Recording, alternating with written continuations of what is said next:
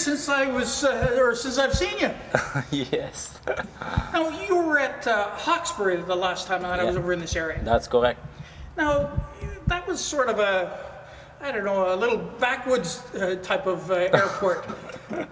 We make some progress. Yeah, you have made some progress. Where are you located now?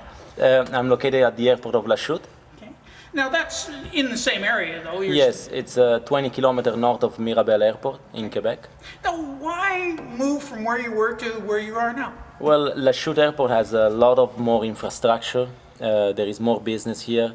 The airport is well maintained, and there is a lot of business coming in the area. So we find a good place to put our manufacture here. Now, when you were in your other facility, you were a little cramped. I mean, I remember I had to work around airplanes. Yes. This is a fairly large building and everything. How many square feet do you have here? 7,000 square feet. 7,000? Yes. Now, you're manufacturing the whole airplane here now. Yes, everything. Now, before, when I first saw it, you were actually bringing them in from Italy, were you not? Yes, we were bringing from Italy and doing the assembly here, but now we decide, due to the cost and everything, that the best way to do is to just build completely the airplane here in Canada. Now, this airplane is an all-composite airplane, and there must be some special skills that are needed in order to build it the way that it has to be built? Yes, well, you need to have skills on composite and on metal as well, because as you see, the wings, they're still in metal, as well as the tail.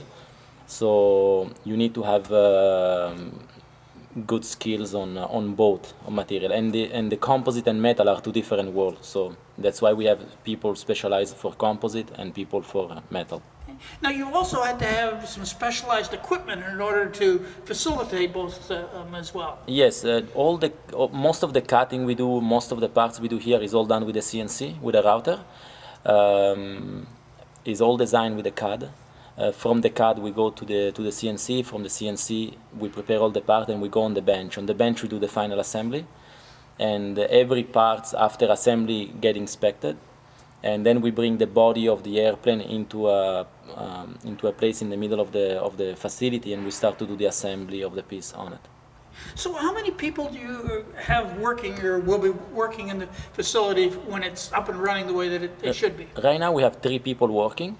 One people is full-time for all the metal parts, me, and then there is one person that is dedicated to all the documentation for Ultralight and for the LSA. So you're just getting set up now to move into the United States? Yes, we are doing the LSA. We are working on the LSA as we're speaking. So we've got a fuselage over here? Yes, that's correct. That's the first LSA that I'm building, yeah. And we've got some other extrusions and stuff, so correct. We'll go over and just have a look at some of that. Yes, then. let's go. So this is the CNC machine here? Yes, this is the CNC machine. It's a router. What we do, we put the 4x12 on it. There are 25 HP vacuum pump to hold down the sheet on the table. The table has a porous material, so what it does, the air goes through and it holds down the sheets onto the table. So this is what it looks like, one of the pieces we just cut. So basically we do all the pre-punching. Actually it's not a pre-punch, it's a final drilling. This is a number 30 drill. Then we do the bending on the press brake, and we do the assembly without doing any holes, basically. Now, what are these other units that you have down here on the table? But this is just, we can work any kind of material. This is the dashboard. We still have to do the cut for the dynon, but this is how it looks like after it's cutted. So we do all the instrument. Everything is done on the CNC. It's all cut, designed with CAD, and then machined on the machine. Almost looks like you could use this on a bridge. Actually, this is the main spar of the wing. This is our design. It's extruded. It's extruded with a 7129 alloy T5. This is our custom design. What we do, once we receive the material, we put this on the CNC. We do all the holes. We do all the lining holes on the CNC. And after that, it goes into the paint booth for primering. So we prime everything with appropriate primer. This is the rear spar. The rear spar is all pre-punch on the CNC and pre-drill. After that, what we do, we send it outside to a CNC brake, and they do the bending for us. So we, as you see, we have already all the holes for the ribs and the skin already made. This is 2024 T3. So this is the elevator. It's another extrusion. This is 6061 T6. Again, this is machined with a CNC, all the lining holes and everything is done on the router. This one here is our custom strut.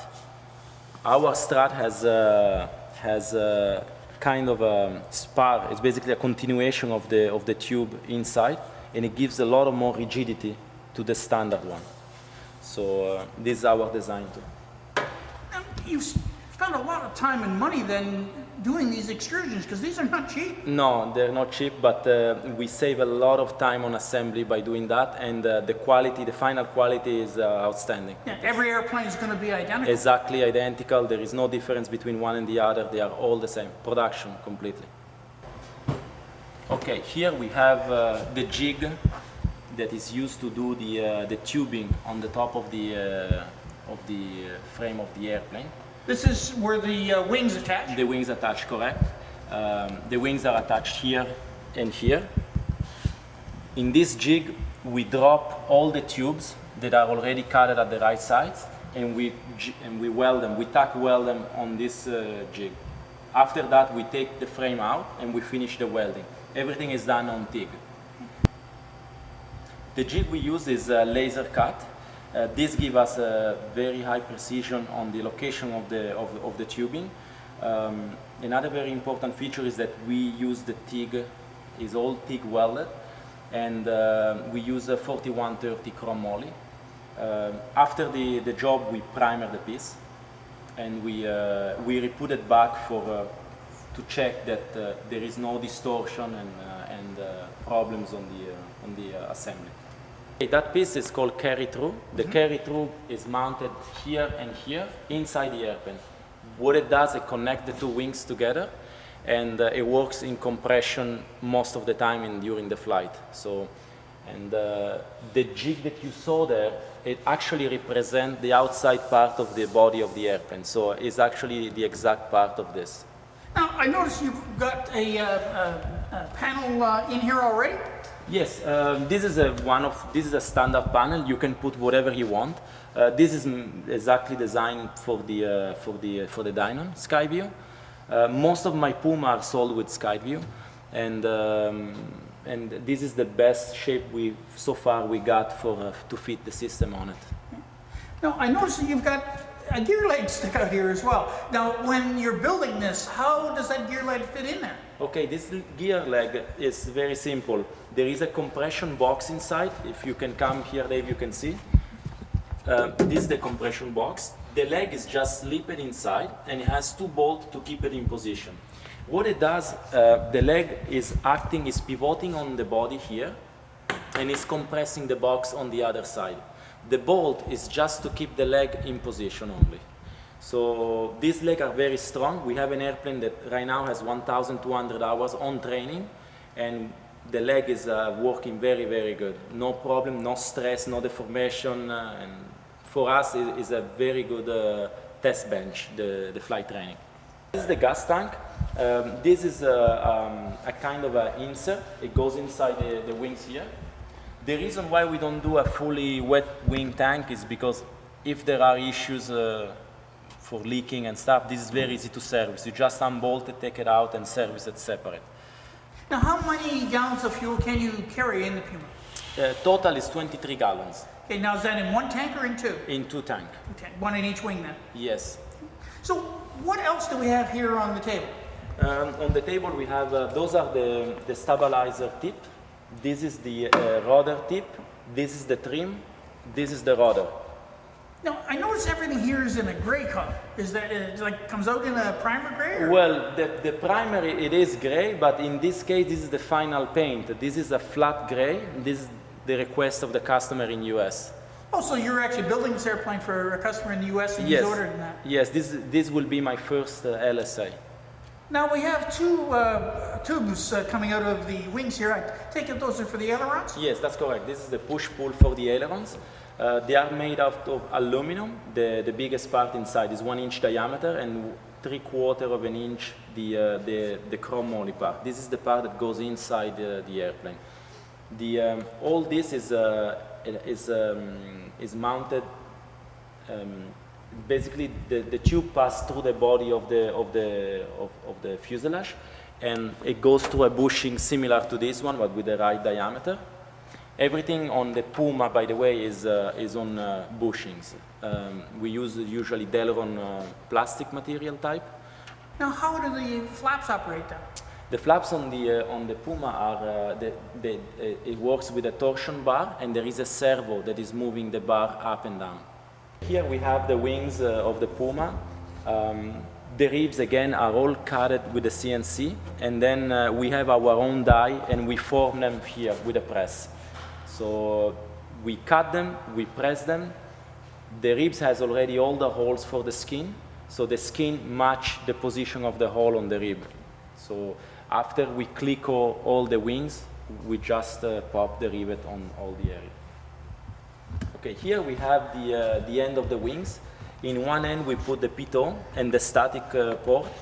At the end of the wings we have winglet, and in the winglet we can mount strobes or navigation light according to the use of the airplane. Here we have the cowling of the PUMA. The cowling is designed for the 912 series engines, and it will fit also the 912 IS. Okay, so we saw what a kit looks like, Yes. or what an airplane looks like when it's being ready to be delivered. This is one that has been delivered. Yes. What are, for example, the power plant on this one?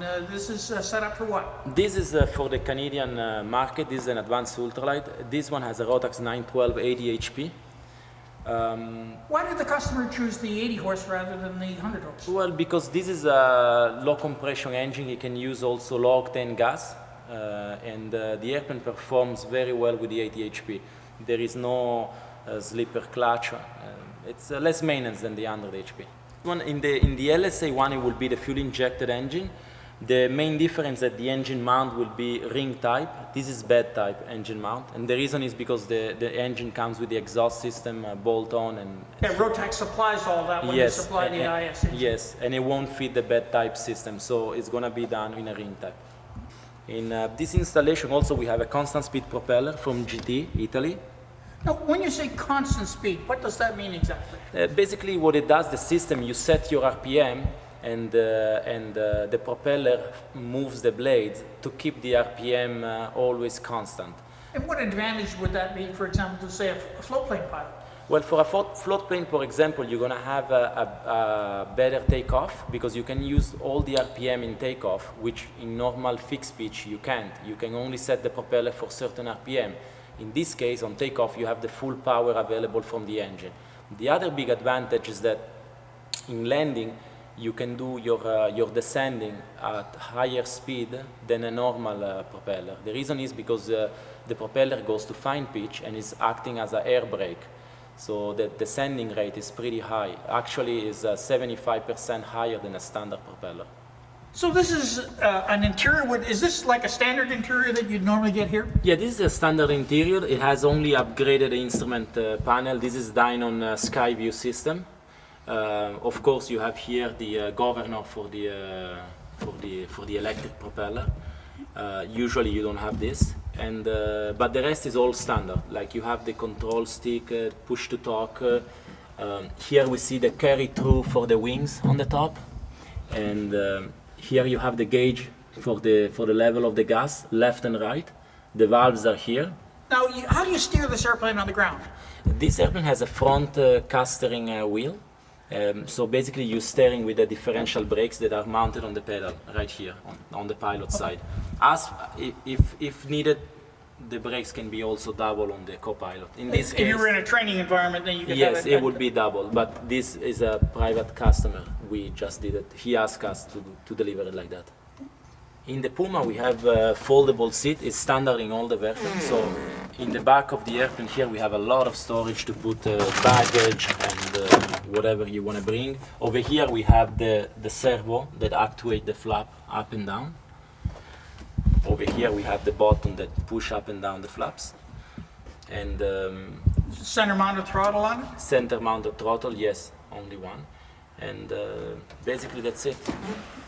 You got a little storage compartment there for maps too? Yes, here we have a storage compartment for maps in this side and the other side.